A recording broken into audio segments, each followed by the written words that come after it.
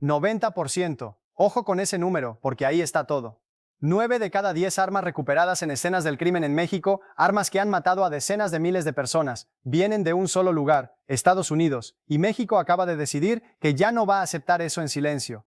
Lo que Sheinbaum acaba de activar no es una queja diplomática, es una demanda de $10,000 millones contra los fabricantes más poderosos de la industria armamentística estadounidense, presentada en sus propias cortes, usando sus propias leyes.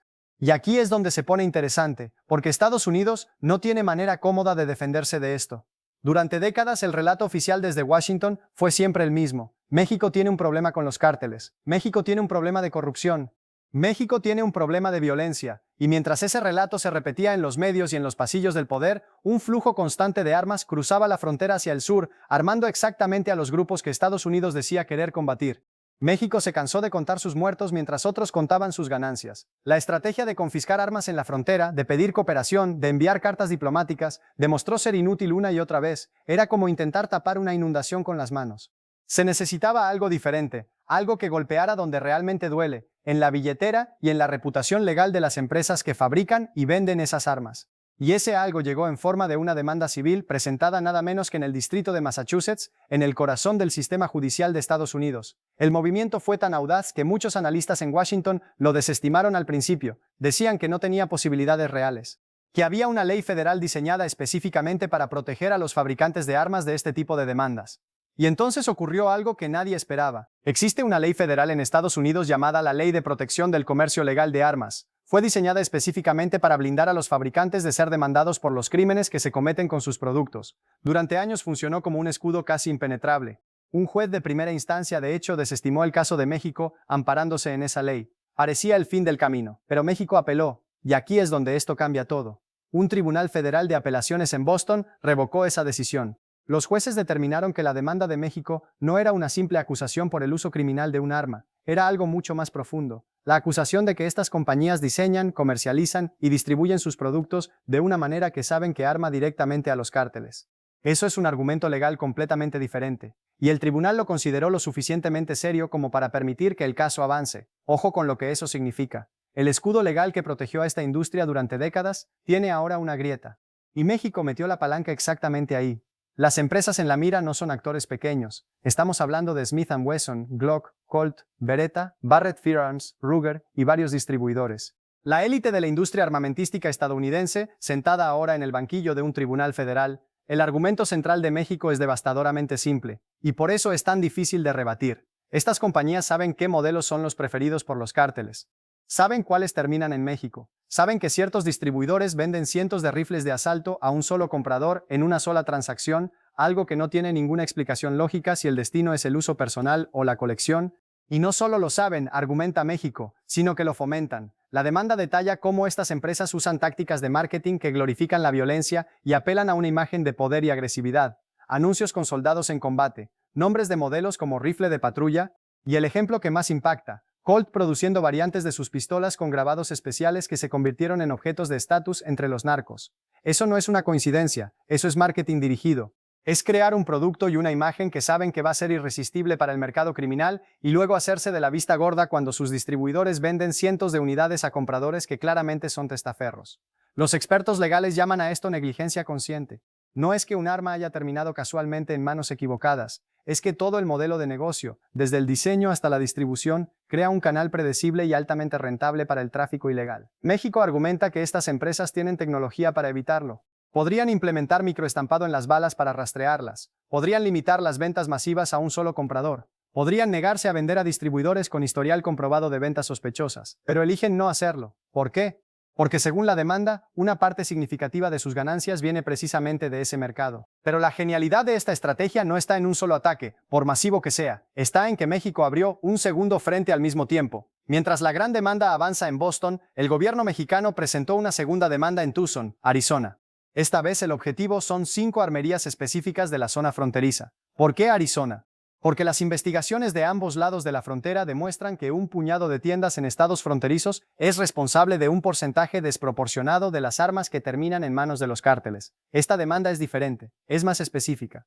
Se basa en pruebas concretas de rastreo de armas. El gobierno mexicano presentará como evidencia armas recuperadas en escenas del crimen en México, que fueron rastreadas directamente hasta estas 5 tiendas en Arizona. Un hilo directo que conecta la venta en un mostrador en Tucson con un acto de violencia en Sonora o Sinaloa. La lógica es brillante. Si no puedes detener la producción en la fábrica, corta el flujo en el punto de venta. Piénsalo así. La demanda en Boston ataca el cerebro de la operación. La demanda en Arizona corta las arterias en el terreno. Juntas forman las 2 mandíbulas de una pinza que se está cerrando sobre la industria, y eso crea un dilema imposible para los fabricantes. Si endurecen sus políticas de distribución para protegerse de la demanda federal, asfixian a sus propios vendedores minoristas. Si no lo hacen, la evidencia de su negligencia sigue acumulándose en ambos frentes. Están atrapados en cualquier dirección que miren. Y aquí es donde necesito que te detengas un momento, porque lo que viene ahora es la parte que casi ningún medio está contando completo. Esta demanda no es solo por $10,000 millones. Ese dinero es el instrumento, no el objetivo. El objetivo real es mucho más ambicioso. México sabe que el lobby de las armas en Washington es demasiado poderoso. Décadas de intentos de introducir controles más estrictos a nivel federal han fracasado una y otra vez. El Congreso no va a actuar. La política no funciona. Entonces México encontró otro camino, los tribunales. Si México gana estos casos, establece un precedente legal que dice que, a pesar de la ley de protección a los fabricantes, las empresas de armas sí pueden ser consideradas responsables financieramente por las consecuencias de su negligencia. Y una vez que ese precedente existe, se abre una compuerta que nadie puede volver a cerrar. Cada ciudad, cada estado, cada gobierno del mundo que sufre las consecuencias del tráfico de armas desde Estados Unidos tendría un camino viable para demandar. El costo de operar se volvería tan prohibitivo que las empresas se verían obligadas a cambiar sus prácticas de una manera que ninguna ley del Congreso pudo lograr. En efecto, México estaría redactando la política de control de armas de Estados Unidos desde sus propios tribunales. Eso es una jugada de ajedrez de un nivel de audacia que rara vez se ve en la diplomacia contemporánea. Y esto es lo que convierte esta historia en algo que va mucho más allá de México y Estados Unidos. Imagina por un momento que la demanda prospera. ¿Qué impediría a Jamaica, a Trinidad y Tobago, a Honduras, a El Salvador, países cuyas tasas de homicidio están directamente alimentadas por armas traficadas desde Florida y Texas, presentar demandas similares citando el precedente mexicano? Incluso Canadá, que lucha contra el flujo de pistolas ilegales que cruzan desde estados como Ohio y Michigan, podría ver esto como una oportunidad legal perfectamente válida. La industria armamentística estadounidense, que durante décadas operó con la impunidad que le daban sus leyes nacionales, se encontraría de repente enfrentando una crisis legal global. Una crisis que ningún lobby, por poderoso que sea, puede resolver con donaciones a campañas políticas. Mi hipótesis es esta: si México logra avanzar suficientemente en estos casos, veremos en los próximos 3 a 5 años una coalición de países latinoamericanos presentando demandas coordinadas. No porque se pongan de acuerdo en una cumbre diplomática, sino porque el precedente legal hará que sea la decisión más lógica y rentable para cualquier gobierno que tenga abogados competentes y la voluntad política de usarlos.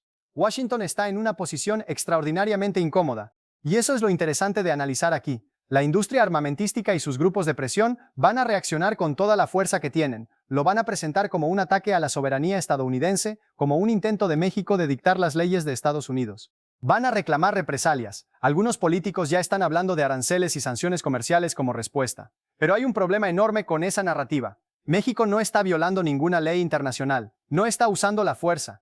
No está presionando diplomáticamente en corredores oscuros. Está usando el sistema judicial de Estados Unidos, el mismo sistema del que ese país se enorgullece como símbolo de justicia e imparcialidad. ¿Cómo condenas a alguien por usar tus propias cortes?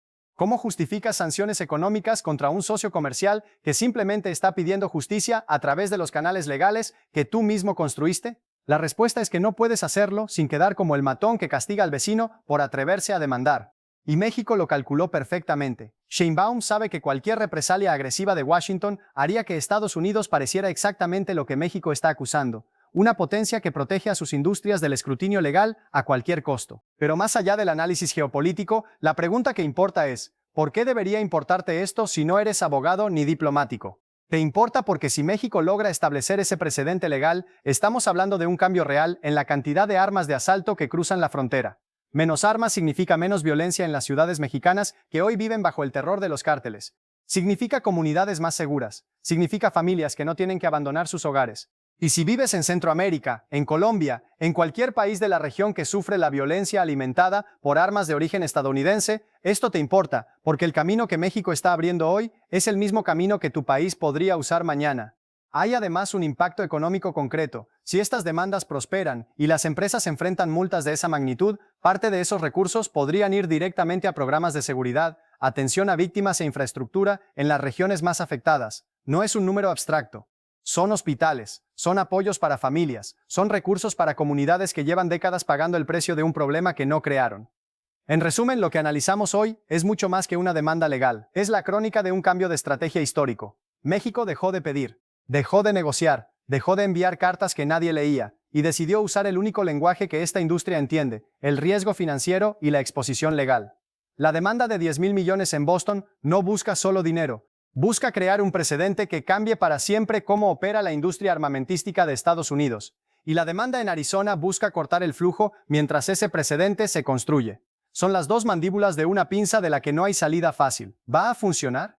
Honestamente, nadie lo sabe todavía. El camino legal es largo, costoso y lleno de obstáculos. Pero lo que ya no tiene vuelta atrás es el precedente de que México está dispuesto a ir hasta el final usando las propias herramientas del sistema que por décadas lo ignoró. Eso, independientemente del resultado final, ya cambió algo. Aquí en Noticia Mundial TV vamos a seguir este caso de cerca porque los próximos movimientos en los tribunales van a definir mucho más que el destino de estas demandas. Ahora quiero saber tu opinión. ¿Crees que México puede realmente doblar el brazo a la industria armamentística más poderosa del mundo usando sus propias leyes? ¿O crees que Washington encontrará la manera de cerrar ese camino antes de que llegue demasiado lejos? Escríbenos en los comentarios. Si este análisis te abrió los ojos sobre algo que los titulares no te estaban contando completo, compártelo. Dale like si crees que México está tomando el camino correcto. Y suscríbete a Noticia Mundial TV y activa la campana porque esta historia acaba de comenzar y estaremos aquí para contarla hasta el final.